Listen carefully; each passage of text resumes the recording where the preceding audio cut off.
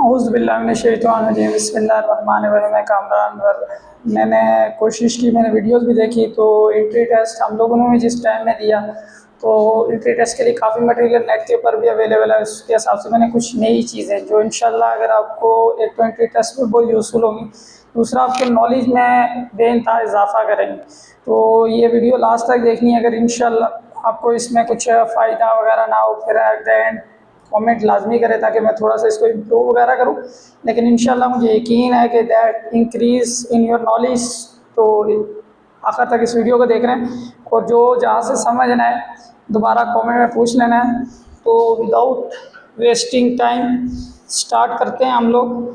तो कुछ important objective discuss करने हैं। मिसाल के तौर पर मेरे पास पहला ऑब्जेक्टिव है, अगर limit x approaches to 1x³ - 1 over हमारे पास क्या है x-1, तो ये किसके बराबर होगी, दैट इज ऑब्जेक्टिव नंबर हमारे पास 1 आ गया। तो सबसे पहला काम ये चीज़ याद रखनी है कि इसके अंदर लिमिट पुट करके देनी है। अगर हमारे पास 0/0 फॉर्म हो, ∞/∞ फॉर्म हो या 1/0 फॉर्म हो, तो इसको हम फर्दर सिंप्लीफाइड करते हैं ताकि हमारा आंसर आ जाए। तो अगर मैं इसमें लिमिट पुट करके देखूं, मिसाल के तौर पर मैं रफली इधर लिमिट पुट करूं 1³ - 1 तो ये 0/0 फॉर्म आ रहा, अनडिटरमाइंड फॉर्म। तो इससे हमने बचने के लिए हमने सॉल्व आउट करना है ऊपर वाला क्यूब का फार्मूला। तो हमारे पास क्या आ जाएगा, फॉर एग्जांपल x-1 और x² + x+1 divided by x-1, ये और ये काट गया। तो अगर इसमें हम मैं पुट करूँ 1 का स्क्वायर इंटू 1 + 1, उसके बाद मैंने लिमिट पुट कर ली तो 3 आ गया। एक तो ये आंसर है। अब मैं बच्चों को एक नया मेथड बताने वाला हूँ, ये सेकेंड ईयर तक का नहीं है, बहुत आसान है। जब भी तुम्हारे पास इस तरह का हो 0/0, ∞/∞, 1/0, तो एल हॉस्पिटल रूल यूज़ करना बड़ा आसान सा है। अब ऊपर वाले का डेरिवेटिव ले लें 3x², नीचे वाले का डेरिवेटिव ले लें। ऊपर वाले का अलग डेरिवेटिव है 3 पावर शुरू में x², 1 का डेरिवेटिव 0, x का डेरिवेटिव। अब इसमें लिमिट पुट करना है तो 3 × 1 का स्क्वायर इज इक्वल टू 3। तो ये आपके नॉलेज में इजाफा करेगा। तो ये पहला ऑब्जेक्टिव हमारा एंड। अब ये देखें दूसरा ऑब्जेक्टिव हम लोग डिस्कस कर रहे हैं। अगेन अगर मैं इसमें पुट करूँ, नीचे 0 आ रहा है, -1 + 1 0 अनडिफाइंड हो रहा है, तो वही L hospital rule best rule है हमारे पास। तो उसमें इसका x² का डेरिवेटिव 2x, ये x का डेरिवेटिव 2x का 1 होता है, 3 कांस्टेंट 0, नीचे x का 1। अब इसमें लिमिट पुट कर लें तो हमारे पास आएगा 2x की जगह -1 - 2 इज इक्वल टू -4। तो सेकंड मेथड से भी देखें यही आंसर आएगा। आई होप कि ये क्लियर हो चुका होगा। अब ऑब्जेक्टिव नंबर 3 की तरफ आ रहे हैं। अब यहाँ देखें मैंने 3 ऑब्जेक्टिव इकट्ठे लिख दिए हैं। सबसे पहला काम इस तरह का फंक्शन आता है, हम भी स्टूडेंट लाइफ में बच्चे गलत करते हैं। ये देखो, अगर जब भी पावर वेरिएबल पावर में आ जाए तो ln ले लो। तो सबसे पहला काम ln ले लेना है। ln of y is equal to ln of x power x। ln की प्रॉपर्टी है पावर को कहाँ पे ले आता है, शुरू में, तो यहाँ से पावर आएगी x ln ऑफ x। अब हमने इसे डिफ्रेंशिएट करना है सिंपली, क्योंकि dy ओवर dx तो differentiate with respect to x। जब हम इसे डेरिवेटिव लेंगे तो ln का जो भी होता है 1/y, अगेन y का लेंगे dy ओवर dx। तो ये दोनों मल्टीप्लाई हो रहे, प्रोडक्ट रूल लगे। प्रोडक्ट पहला सादा, derivative of second ln x का 1/x, अगेन x का 1 नहीं लिख रहा, प्लस पहला सादा, दूसरे का डेरिवेटिव दूसरा सादा, और पहले का डेरिवेटिव x का क्या आ जाएगा, 1 आ जाएगा। तो यहाँ पे आएगा 1/y dy over dx is equal to ये और ये काट गया 1 प्लस ln ऑफ x।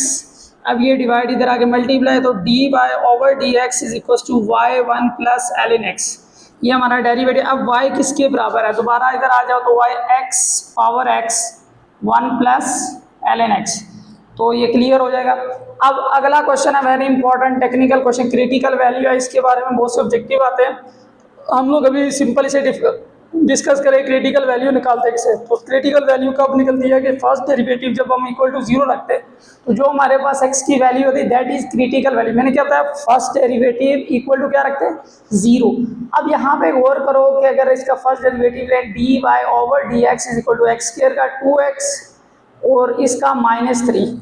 अब इसे किसके for critical value, for critical value D Y over D X should be equal to 0। जब 0 आएगा तो क्या आएगा 2x माइनस 3, आसान।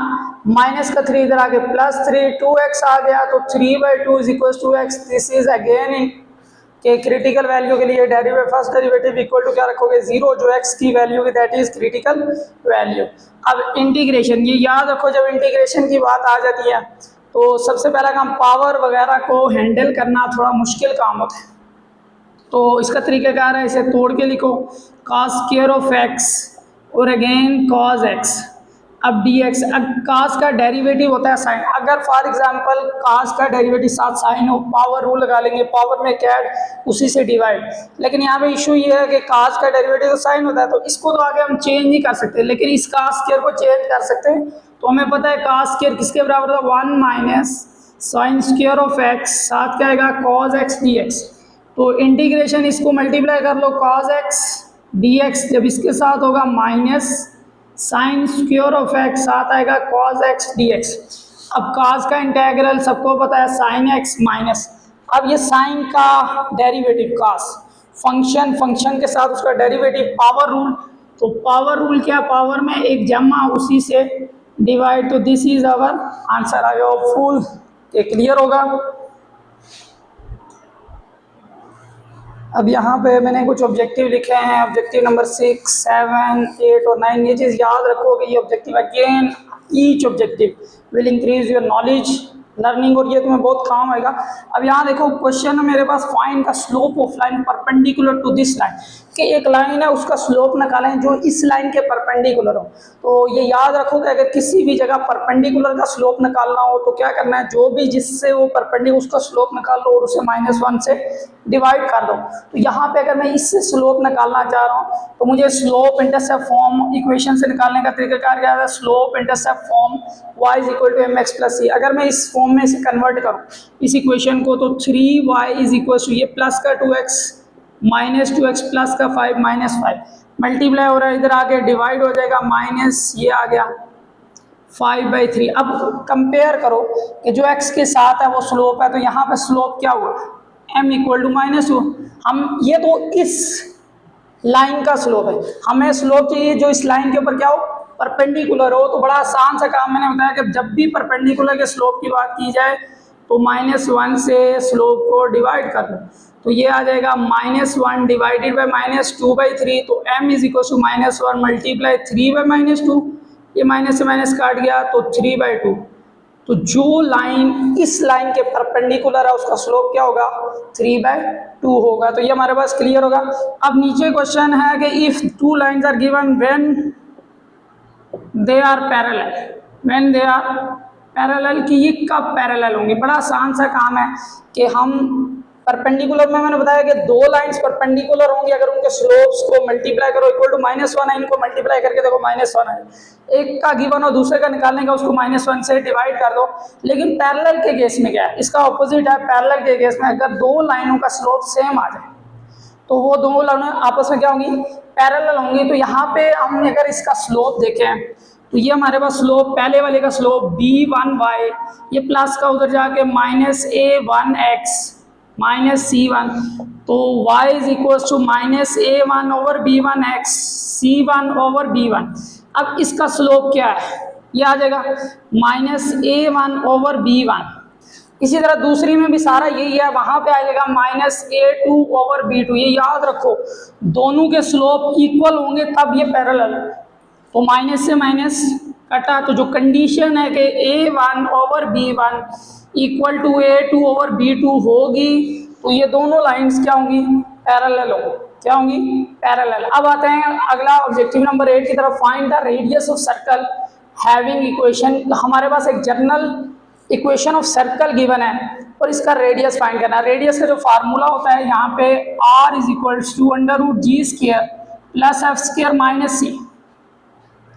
तो हमें मसला है कि ना तो यहाँ पे g है ना f है, तो हम लोग इसे पहले g और f की फॉर्म में लिख लेते हैं तो फिर हम लोग करते हैं। तो यहाँ पे एक general x² plus y² general equation लिख रहा हूँ, 2gx 2fy plus c is equal to 0। अब देखो यहाँ पे 4 फालतू है, पहले तो इसको रिमूव करो, 4 से डिवाइड कर लो सबको, ईच टर्म ताकि ये स्टैंडर्ड फॉर्म में आ जाए। 8x/4 plus 12y/4 plus 16/4 equal to 0/4। तो यहाँ पे अगर देखो ये कट गया, X square plus Y square plus 2x, 4 2 8, 3y plus 4 equal to 0। अब अगर गौर करो 2g, कंपेयर कर रहा हूँ 2g इधर किसके बराबर आ रहा है, 2g बराबर आ रहा है 2 के, कंपेयरिंग 2g इक्वल टू 2, तो ये और ये कट गया, g इज इक्वल टू क्या आ गया 1। उसके बाद 2f is equal to 3, f is equal to क्या आ जाएगा 3/2, g और f आ गए। c किसके बराबर है, तो यहाँ पे c कांस्टेंट, यहाँ पे ये c, तो c इज इक्वल टू 4। अब इन सब वैल्यूज को पुट कर देना, ये मैं ओल्ड वाला मिटा रहा हूँ, इन सब वैल्यूज को पुट कर देना है फार्मूले में, radius is equal to G square plus F square minus C, तो R is equal to G, G कितना है 1 का स्क्वायर प्लस एफ 3/2 का स्क्वायर माइनस सी 4। तो जो आंसर आएगा इसको कमेंट में सबमिट कर देना है। अब नेक्स्ट हमारे पास पैराबोला की इक्वेशन है। अब यहाँ पे बच्चों को, मुझे खुद बहुत अरसे तक पैराबोला हाइपरबोला की समझ नहीं है, तो ऐसी इक्वेशन जिसमें वेरिएबल की पावर स्क्वायर हो, that always represent parabola, parabola के डिफरेंट फॉर्मेट है, हमें उससे डिस्कस तो नहीं करना, लेकिन ये कि जब तक हमें इसकी फॉर्मेशन नहीं पता होगी, हमें इक्वेशन ऑफ डायरेक्ट्रिक्स का पता नहीं लगेगा। समझ आ रही बात। तो अगर इस पैराबोला को देखा जाए तो ये याद रखो, Y square is equal to 4ax। अगर इस तरह का पैराबोला है तो ये इस तरह के फॉर्म में होगा, बल्कि मैं गलत बना गया, ये गलत है, इस तरह के फॉर्म में होगा, इस तरफ ओपन करेगा। लेकिन अगर Y square is equal to -4ax हुआ तो ये जो पैराबोला होगा इस तरफ होगा। अब तीसरे केस के अंदर ये again X square is equal to 4ay, अगर इस फॉर्मेट में हुआ तो ये पैराबोला ओपन अपवर्ड, और अगर एक्स स्क्वायर -4ay तो ये पैराबोला ओपन डाउनवर्ड। तो यहाँ पे 4 केसेस में डिस्कस, अब ये समझा क्यों रहा हूँ ताकि इस इक्वेशन से इक्वेशन ऑफ डायरेक्ट्रिक्स निकालना तुम्हें समझ आ जाए। तो डायरेक्ट्रिक्स होता क्या है, एक लाइन होती है, उसकी इक्वेशन फाइंड करना है। पहले तो कंपेयर करोगे ये कौन से वाला पैराबोला है, Y square is equal to -16 यानी कि ये वाला है। तो पहला पैराबोला ये है, ये इसके लिए फर्स्ट, ये हमारे पास सेकंड पैराबोला, उसके बाद ये थर्ड पैराबोला और दैट इज फोर्थ पैराबोला। तो हम लोग पहले इसे कंपेयर कर लेते हैं, इसको सेकंड को इसके साथ। तो Y square -16x, Y square -4ax, minus से माइनस कट गया, कंपेयर करो 4a equal to 16, a is equal to 16/4, तो a ये आ जाएगा 4। ये चीज़ हमेशा याद रखनी है कि जो हमारे पास डायरेक्ट्रिक्स होती है ये वर्टिक्स की बैक साइड पे थी, तो अगर इस तरह का पैराबोला है तो डायरेक्ट्रिक्स लाइन वर्टिकल होती है, क्या होगी वर्टिकल होगी। और ये याद रखना है कि जो इक्वेशन ऑफ वर्टिकल लाइन होती है दैट एक्स, हमारे पास 2-3 तरह की लाइन होती है। नंबर 1 होती है हमारे पास vertical line, again horizontal line, और एक होती है ओब्लिक लाइन। तो हमारे पास पैराबोला इन दोनों केसेस में वर्टिकल लाइन होगा। अब ये पैराबोला इस तरफ है तो इसकी जो डायरेक्ट्रिक्स होगी इस वर्टिक्स से बैक साइड पे होती है, तो ये हो जाएगा, ये फर्स्ट क्वाड्रेंट में आ रहा है पॉजिटिव होगा, तो equation of directrix x is equal to कितना आ जाएगा 4। आई होप के क्लियर होगा। ये लाजमी तौर पर इस वीडियो को दोबारा रिपीट करके देखें, बड़ी इंपॉर्टेंट है।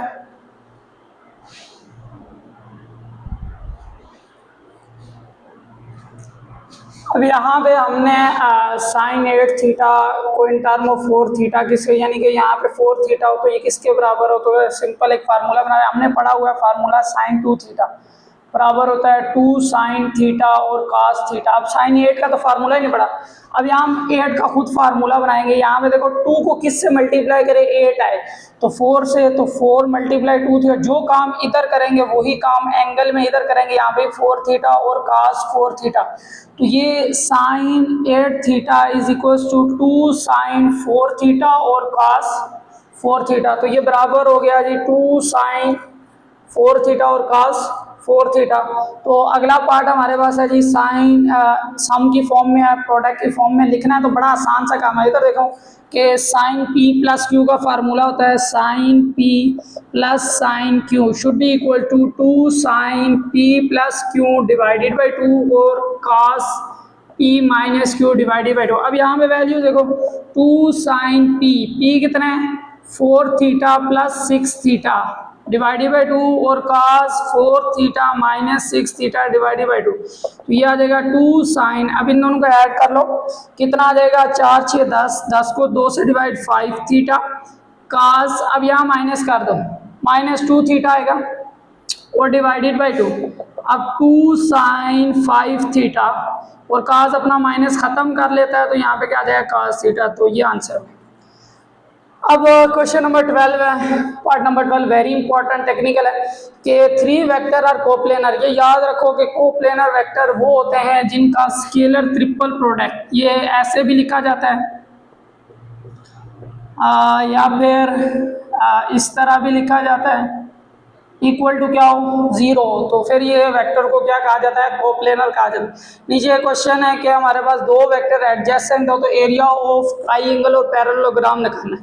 तो ये याद रखो एरिया ऑफ ट्राइंगल का जो फार्मूला होता है एडजेसेंट वेक्टर का क्रॉस प्रोडक्ट का जो मैग्नीट्यूड होता है that give us area of parallelogram.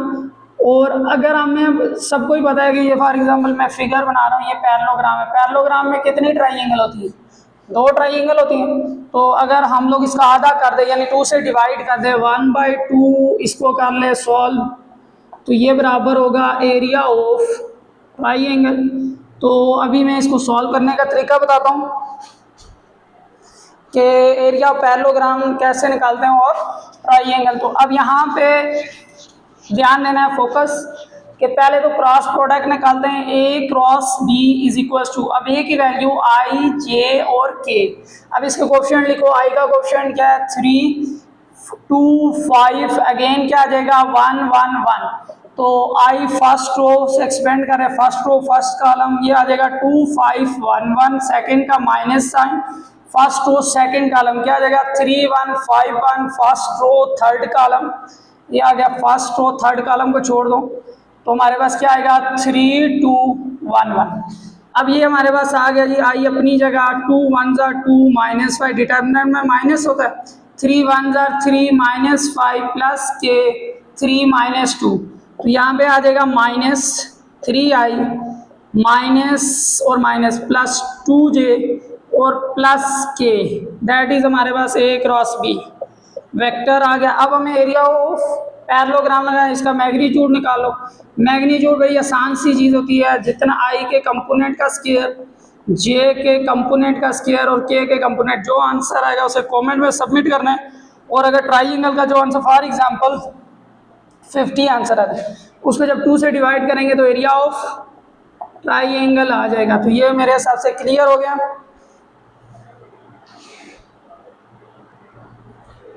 अब ये हमारे पास इसके बाद 2-3 ऑब्जेक्टिव रह गए हैं, वेरी इंपॉर्टेंट ऑब्जेक्टिव है, मुश्किल भी हमको मैं लास्ट में रखा हुआ था कि वीडियो भी एंड तक देखी जाए।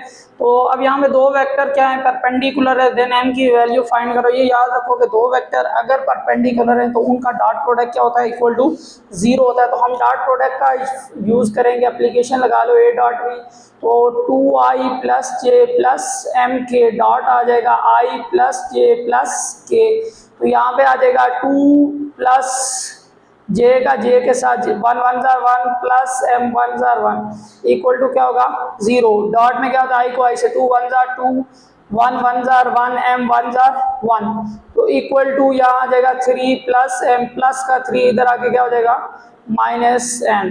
अब हमने नीचे निकालना है unit vector. What is unit vector? A vector whose magnitude is equal to 1, ऐसा वेक्टर जिसका मैग्नीट्यूड क्या हो 1 हो, that is called unit vector. तो बड़ा आसान काम होता है, इसका formula a unit vector vector divided by magnitude of vector. तो यहाँ पे आएगा i plus 2j plus k divided by magnitude. Magnitude क्या होगा i के कंपोनेंट का स्क्वायर, j के कंपोनेंट का स्क्वायर और प्लस k के कंपोनेंट का स्क्वायर। तो a unit vector i plus 2j plus k, तो इसको सॉल्व कर लो। 2 का स्क्वायर 4 प्लस 1 6, तो 6 इसको अलग अलग कर लो, I over under root 6 plus 2j over under root 6 plus k over under, so that is unit vector. Check भी कर सकते हो, इसका मैग्नीट्यूड इक्वल टू क्या होगा, 1 होगा। अब 16 में हमारे पास क्या है, इन्वर्स छोटी क्लासेस का काम आया हुआ है, एनटीएस के ऑब्जेक्टिव वगैरह में गलत कर जाते हैं बच्चे। तो A inverse is equal to adjoint of A divided by determinant of A. अब एडजॉइंट में क्या करें, इन दोनों का जगह चेंज 1 3, इन दोनों के साइन चेंज, और डिवाइडेड बाई डिटर्मिनेंट आ जाएगा 3 8 2 1। तो A inverse is equals to, यहाँ आया 1 माइनस 8 माइनस 2 3, तो 3 1 जार 3 माइनस 16, तो यहाँ पे क्या आ जाएगा 1 माइनस 8 माइनस 2 3, और इसको माइनस कर लोगे माइनस 13, तो ये इनवर्स आ गया। इसको अलग से करो। नीचे क्वेश्चन है, इंटीग्रेशन करना है, बड़ा सिंपल सा है। तो पहले लीनियरली ऑपरेट करेगा, x पे अलग से और 1 पे अलग से, तो इसका क्या हो जाएगा एक्स स्क्वायर ओवर 2, तो लिमिट अप्लाई करेंगे प्लस x 1 ओवर 3। अब इसकी लिमिट क्या, अपर लिमिट फार्मूला था लिमिट अप्लाई माइनस लोअर, तो क्या हो जाएगा 3 का स्क्वायर ओवर 2 माइनस 1 का स्क्वायर ओवर